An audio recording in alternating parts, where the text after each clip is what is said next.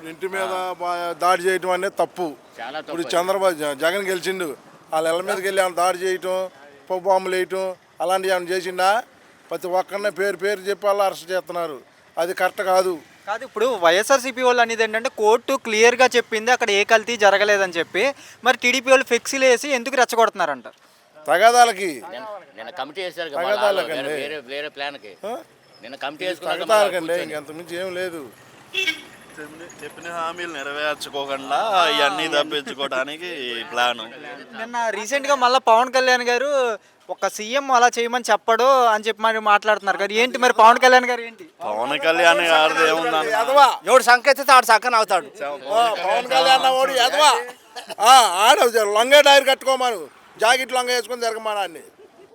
కానీ మా పార్టీ విధి విధానాలు మరి కఠినంగా ఉంటాయని కూడా మాట్లాడుతున్నాడు కదా పవన్ కళ్యాణ్. కఠినంగా ఉండంటే మళ్ళీ ఈసారి వస్తే అప్పుడు ఇట్లాగే కఠినంగా ఉంటాయని ఈయన ఇతనా చెబుతాడు జగన్.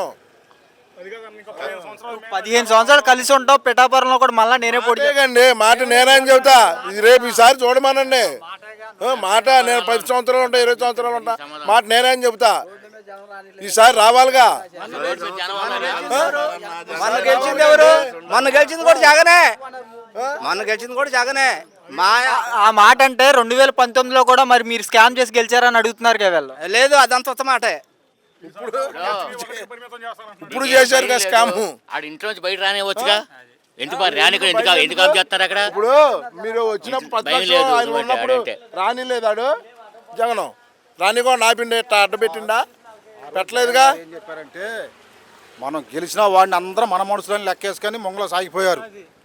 ఈ రోజు ఏమైనా పరిపాలన? అది ఇవాళ అంతా అసమర్థ పరిపాలన జరుగుతుందా?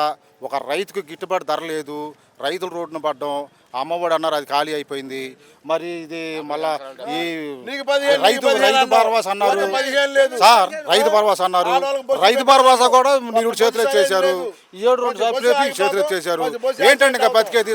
సామాన్య మానవుడు బతకాలంటే జగన్ గారు అందరిని సమానంగా చూశారు, అలాగే చూస్తలే వాళ్ళ